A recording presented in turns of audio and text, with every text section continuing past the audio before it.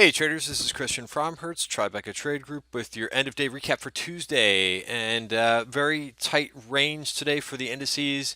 Kind of looked that way this morning when we got into the day. We saw Asian markets, which have rallied pretty nicely the last couple nights, as well as Europe. Europe was up 2%, while the U.S. was off on holiday. Oh, excuse me, almost 2% combined Monday and Tuesday, about 1.8%. But this morning, things kind of seem to settle in this morning. Just not a lot of big moves in Europe coming into the open. So that was the open that kind of gave us an indication today that today was going to be a little bit of a digestion day, especially with the Fed minutes that came out today, which have been basically more of the same. No major change in interest rate expectations for March. They're still kind of saying the same thing. They're still saying that a rate hike is on the table for March, but nobody is really coming out and saying that more or less there's more. It's more likely to occur than not to occur. In any event, the market is still not anticipating one is coming, regardless of what the Fed says and regardless of what the Fed minutes. There's only a 34% chance. That's did not change much at all as we came into today. So still a very slight chance, less than 50% chance of a rate hike occurring in March. And I am a little bit unsettled with this. I think it should be higher. I think the Fed is not saying that they're not going to. It kind of seems like they're on the offense. They keep talking about the same things. Inflation is there. It's not a major risk. If the numbers continue to trend higher, it's suitable for a rate hike. For the life of me, I don't understand why they just don't say, hey, we're going to do this mechanically 10 bips at a clip every month. I think that would be the best thing. It would be gentle. It would be predictive. I don't know why maybe they like drama, why they have to keeping us in suspense whether or not they're going to raise. But in any event, Fed fund futures are still not expecting it. I think that's a little bit dangerous, considering when you look at how overbought we are. I think they're just actually talking about that on Fast Money on CNBC right now, talking about the RSIs. I agree. I was just actually talking about that about an hour ago in the trading room, saying that I'm still very much bullish this market, but I think it's just run a little bit ahead of itself. And it's funny because we were also saying that are the dip days where we're basically flat, is flat the new dip, because the market was kind of just choppy all day today. But and I just think that we're due to kind of burn off these overbought levels. I don't think that we're going to have right in front of us unless something unknown happens. I don't think we're going to have a major shock, but I think we're definitely due for at least for this to duck back under this yellow line. We've had this a couple times here, just pauses in the uptrend, and I think we're just due for a pause in the uptrend. You look at Nasdaq, same thing. Nasdaq, or if you want to look at the Qs, it's basically showing the same picture. It's an 85. RSI down here, the relative strength index is still very overbought. So we're continuing to march up, and I know people are growing old right now or growing gray, waiting for a pullback. But I just think it's an inevitable, and so I'm still looking at playing single names, especially there's a lot of names that are not overbought, but just kind of keeping that in mind that at some point, once there gets to be a little bit of volatility in the system, everything will probably come down a little bit with it. But not to say I'm not still making trades and trading this market. So let's kind of just dig into some of the plays that we saw today. Real nice aggressive call buyer right on the right about 10 minutes, about 8 minutes after the open today. Nice sizable trade in Facebook on the open, and we actually saw a little bit of repeat call activity today. So you just have to really pay attention. A subscriber asked today, hey, what's the catalyst for Facebook? Just, you never know when they're going to start aggressively call buying, when the call buyers are going to start to come in, and then everybody notices it and the stock was higher. There was a little bit of a story Facebook this morning. I think they're redoing they may boost their comments feed comment commerce feature in their messenger. Sorry, it's been a long day. In their messenger app, and anytime that you talk about artificial intelligence here, that's one of the key words, and that's also going to drive stocks these days, especially those that can't do this. There was a nice debate a couple weeks back about Twitter and about what Facebook is doing. Facebook is much more marketing, is target marketing. Uh, to the best of my knowledge, Twitter, you can't do that because they don't collect the data. They don't know who is, if once you become a new user on Twitter, they don't know if you like financials. They don't know if you like sports. They don't know. So there's no targeted marketing, at least that I'm aware on Twitter. But it sounds like Facebook is doing a much better job of this. In any event, that was the story on Facebook this morning. Other names that got going today, Baba. We talked about Baba in the trading room yesterday. It just wasn't the day yesterday. We did see a little bit of call buying this morning, and up and away Baba went. Anytime this has been since earnings, this happened once before here, where we kind of hung out on the top of value here, didn't really break down, and then had a real nice day, digestion, and we actually moved back in. Again, I thought it was going to be yesterday that Baba went. It was today, so a real nice winner today, and Baba on a plus 2% move. We also saw a little bit of JD call weekly calls in JD. The Baba calls were all over the place. The Baba, some of them were going out a little bit further. I think we saw some going out to May. In Baba, but JD was a weekly call buyer, so this is a name that we have seen call buying before through this uptrend. So a little bit of weekly call buying in this name.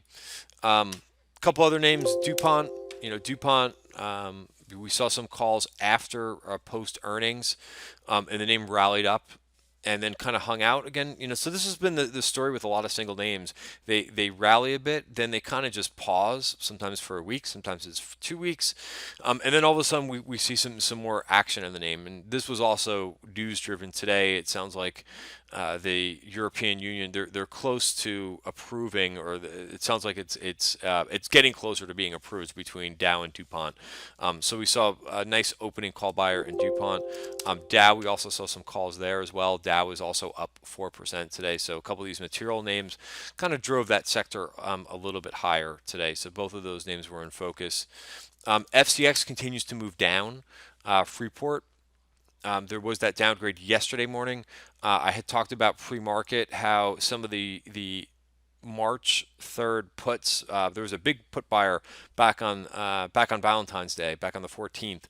There was a big short-term put buyer in FCX. I believe they covered a good portion of those yesterday, and they covered more today in FCX.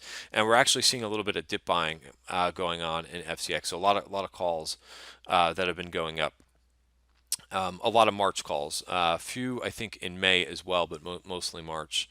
A couple other names. We saw an in the money call buyer in FedEx. FedEx has been a lot different looking chart than UPS, but that was an in the money call buyer in FTX, so pretty chunky position.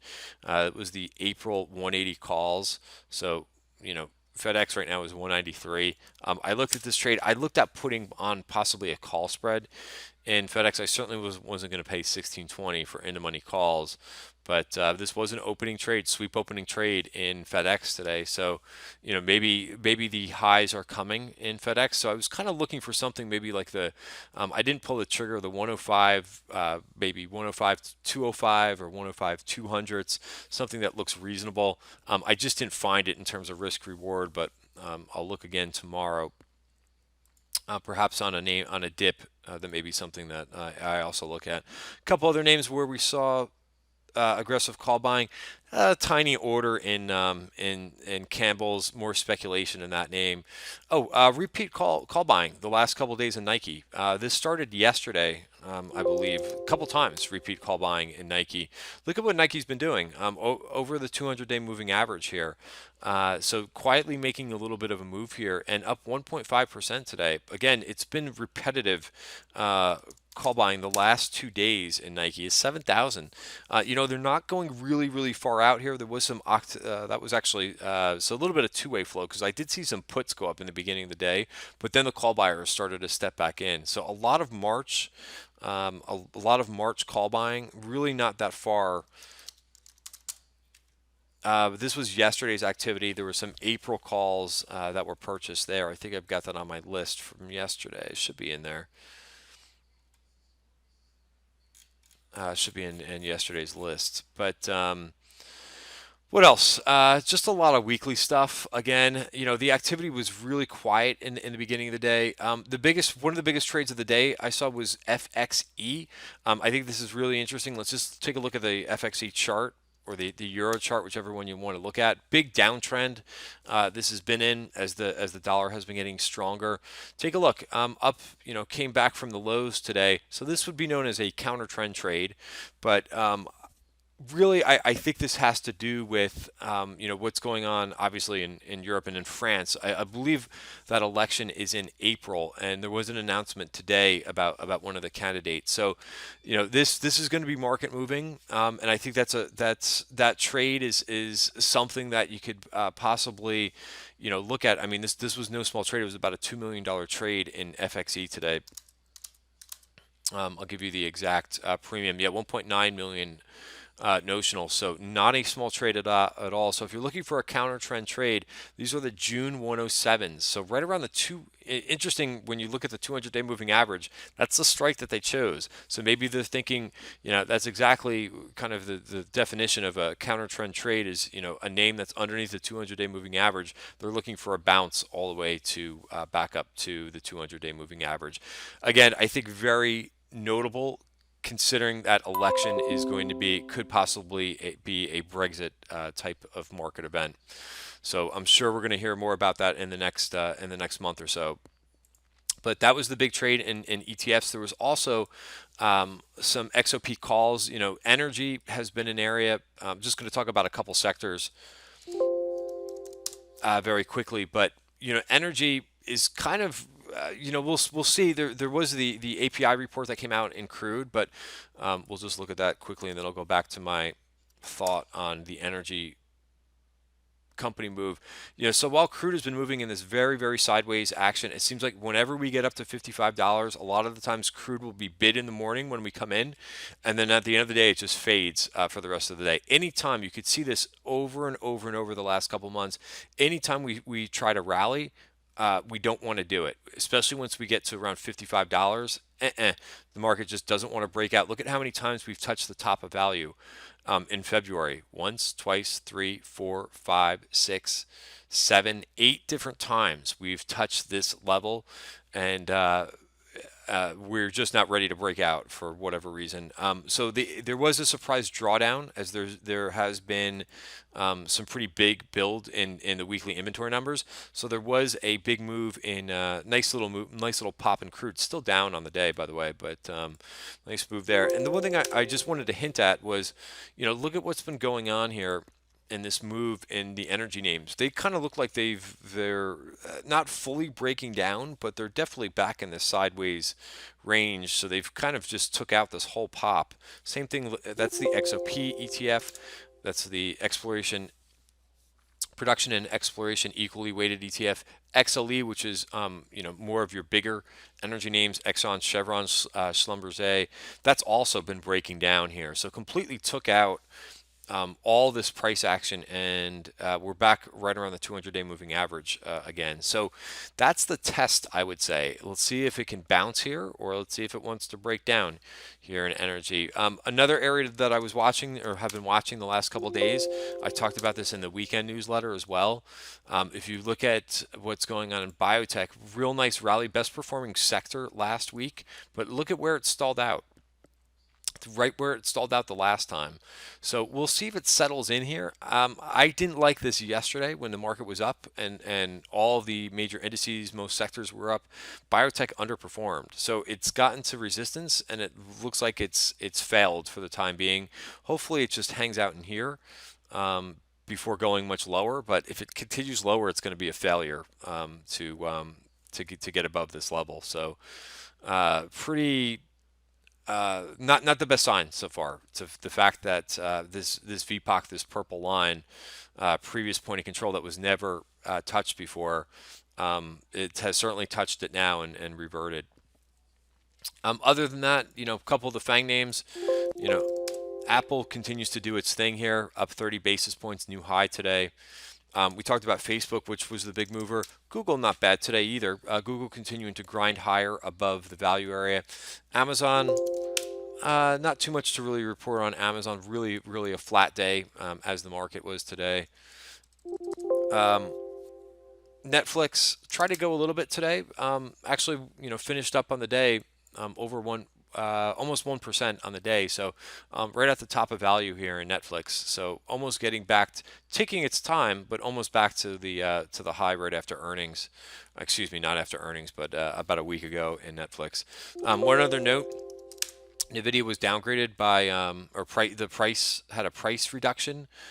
I really thought, or I do think that Nvidia has a chance to get back up to here. I've got a couple trades on today for that, so I'm a little bit bummed that Nomura reduced their price target.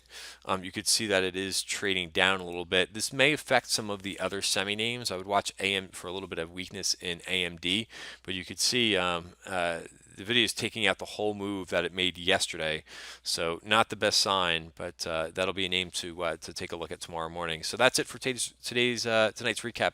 Have a great night, and I'll see you tomorrow.